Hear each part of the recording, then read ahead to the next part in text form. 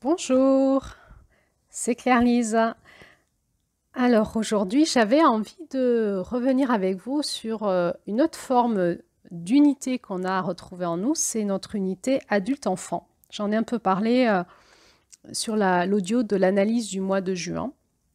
Et j'avais envie de revenir là-dessus avec vous aujourd'hui, quelques instants, pour qu'on puisse faire comme une petite pause, arrêt sur image, pour écouter plus dans nos profondeurs de quoi ça nous parle.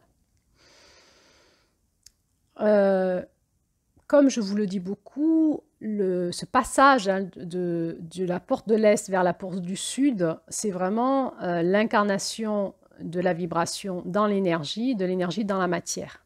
On est en train de chercher cette unité en nous entre notre monde vibratoire, énergétique et notre monde de la matière, qui est aussi le monde de l'esprit, de l'âme et du corps, et qui est finalement toutes nos dimensions unifiées, ça donnerait qui? C'est ça notre porte de l'Est. Dans la matière, ça donnerait qui? Dans la réalité de notre matière.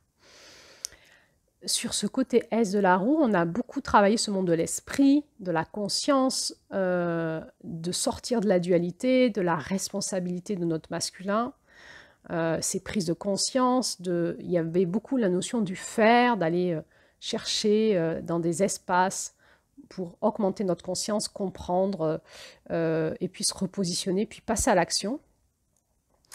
Et on avait travaillé en avril-mai le monde de l'âme, et le monde de l'âme, ça nous remet dans le monde de l'énergie. Et ce monde de l'énergie, c'est le monde des flux et des reflux de forces vives en nous. Et ça va nous parler de l'enfant. Finalement, dans l'esprit, il y a quelque chose en nous qui est, dans le monde de l'esprit, il y a quelque chose en nous qui est très conscient et du coup très mature. Et quand l'esprit se convertit en énergie, ça va se convertir en force vive de vie. Et on le voit chez l'enfant, en fait. Quand on regarde les enfants jouer ou réagir au monde, ils réagissent de manière émotionnelle très forte. C'est comme si leur âme, elle était sans filtre dans le corps et qui vivait la vie sans filtre. Et puis, pour qu'ils puissent devenir des adultes, on va devoir, nous les adultes, les élever pour qu'ils soient adaptés à la société. Par exemple, un enfant qui est sur une chaise haute à 1 an, s'il a envie, si ça l'amuse de prendre l'assiette de la purée et de la balancer par terre, il va le faire, il va rire. Ça va vraiment le faire rire de voir cette purée exploser et en mettre partout. Il va y mettre les mains, il va cracher ça sur son père ou sur sa mère qui lui donne à manger et il est mort de rire. Et ses parents se fâchent, il ne faut pas faire ça. Ça nous fait rire un peu, mais pas trop quand même. Hein. Arrête. Hein. Et puis si il reprend l'assiette et qu'il essaye de recommencer, on va se fâcher très fort. Et du coup, l'enfant, il nous regarde, il nous toise du regard, il nous affronte. Il est dans les forces vives de son âme, il regarde la vie, il est sans filtre, il n'est pas adapté à la société. Et nous, on essaye de le formater, de lui prendre une onde de forme, celle de il va falloir que tu adaptes ton énergie pour devenir sociablement correct. Pourquoi?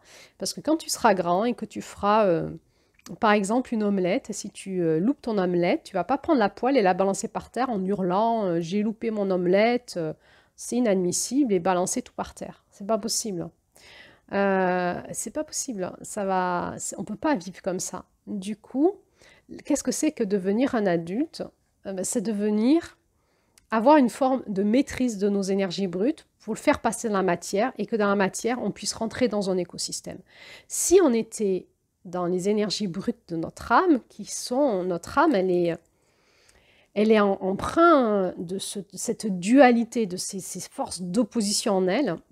Si on était totalement que nos forces d'opposition en permanence, on serait dans la construction, la destruction, dans la joie et dans la tristesse, dans l'amour et dans la haine. En permanence, on pourrait basculer d'un état à l'autre comme ça.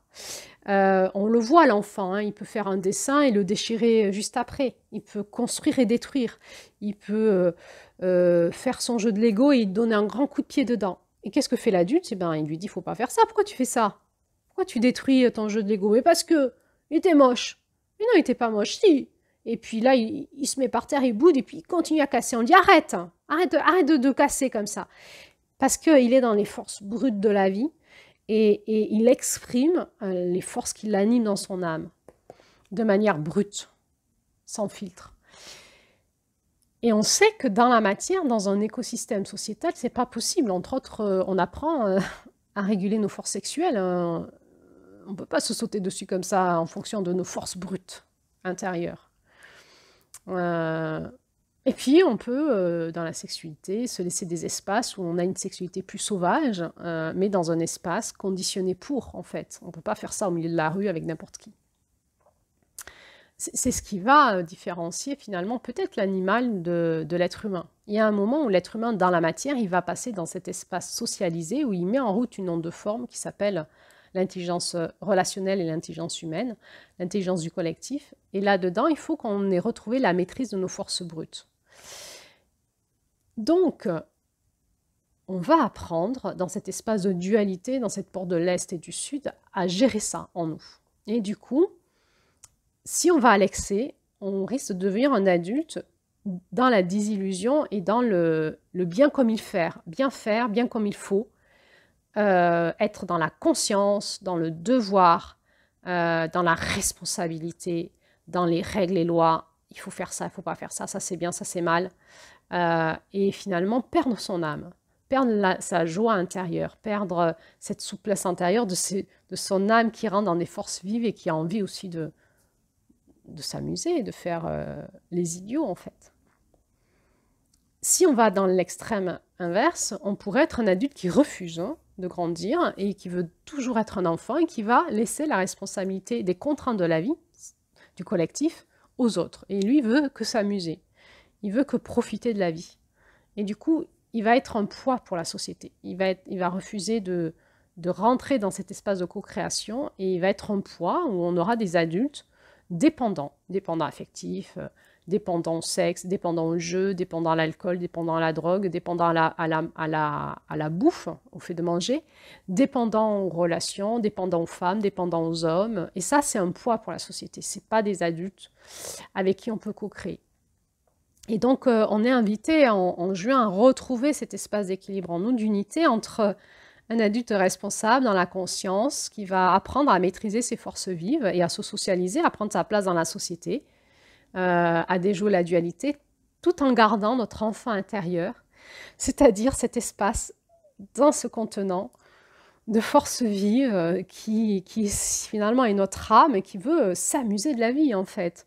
Et finalement qui peut à la fois, notre âme peut utiliser à la fois des énergies de construction et de beauté, par exemple, mais parfois se manifester dans des énergies de destruction et de peut-être ce qui pourrait être vu comme étant plutôt pas beau, par exemple, dans des énergies d'amour, mais de colère vive et de haine. Et finalement, une âme comme ça, dans un adulte qui sait maîtriser ses énergies, à un moment, on va retrouver cette unité en nous, dans notre cœur profond, où on va pouvoir accueillir toutes les forces qui nous animent sans les juger. Parce qu'on est fait à la fois de l'énergie de ce qui construit la vie, puis de l'énergie de ce qui détruit la vie. C'est par exemple le cycle du printemps et de l'automne. Si on sait utiliser ces forces-là au service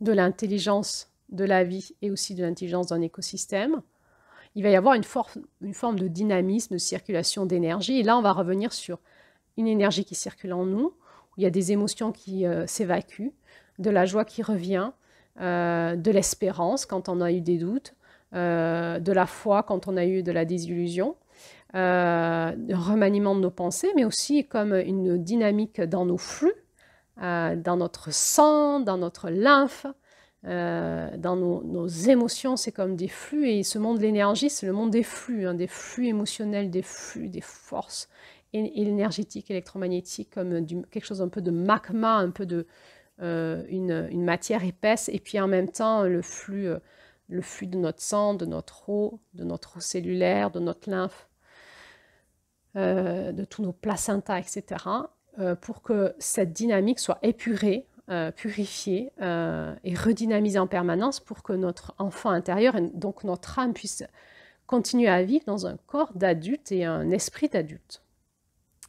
Donc tout notre challenge à nous maintenant, ça va être de pouvoir finalement récupérer cet esprit sain, cet esprit mature dans la conscience, dans la connaissance, avec une âme libre, dans un corps qui maîtrise ces énergies-là pour se mettre au service de son libre arbitre intérieur, à quoi je vais utiliser mes forces de vie et de destruction, par exemple, à quoi je vais utiliser mes forces d'amour ou de haine, de joie ou de tristesse, par exemple, au service de quoi je vais le mettre, pour créer quoi dans ma vie, et pour être un adulte à la fois autonome et libre, dans une dynamique d'enfant intérieur retrouvé, tout en ayant une conscience de responsabilité dans un écosystème et de passage à l'action et de positionnement.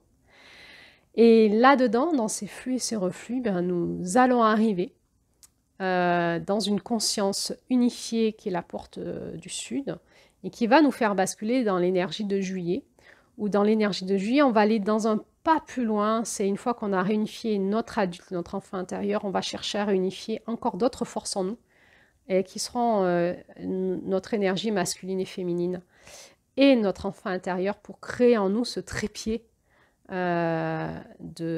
peut appeler notre famille intérieure, notre masculin, notre féminin et notre enfant intérieur qui en permanence cohabitent pour créer notre vie dans une unité, une stabilité joyeuse, dynamique, de création de vie, mais aussi de maîtrise des énergies, dans des flux et des forces qui s'opposent en permanence, comme un tableau de peinture où il y a plein de couleurs différentes qui se mélangent, qui font des flux et des formes et des ondes de forme.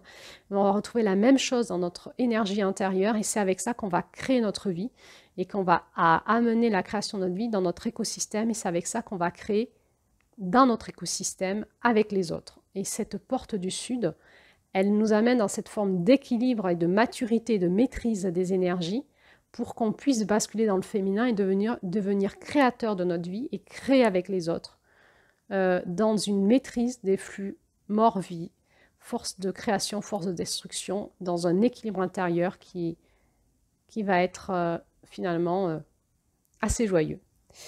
Merci. Eh bien, je vous souhaite une bonne tambouille intérieure avec tout ça. Comme un enfant à qui on a mis une grande veste blanche là et plein de peinture et une grande page blanche et il va pouvoir faire ce qu'il veut avec toute cette peinture et s'éclater. Eh bien, c'est notre tambouille intérieure, nos couleurs intérieures, notre dynamique intérieure. Qu'est-ce qu'on en fait et qu'est-ce qu'on va créer, comment on va jouer avec ça et comment on va rentrer en lien avec les autres là-dedans pour ne pas détruire l'autre, pour ne pas détruire le lien à l'autre et pour être responsable de l'énergie que je dégage en moi et autour de moi et dans ma relation aux autres, et être conscient et responsable des conséquences que ont mes actes et mes positionnements énergétiques. Je ne vais pas mordre l'autre, je ne vais pas le taper, je ne vais pas le baffer, je ne vais pas lui envoyer des paroles vénineuses, je sais que ça va le tuer, je ne le fais plus ça. Et je reprends la maîtrise de mon énergie intérieure au service de cette force de vie en moi que je vais chercher à dynamiser en moi pour recréer ce que je veux dans mon libre arbitre. Parce que je deviens un être adulte qui va être créateur de sa vie en moi, avec l'autre, avec les autres et dans l'intelligence de cet écosystème. Merci, à bientôt.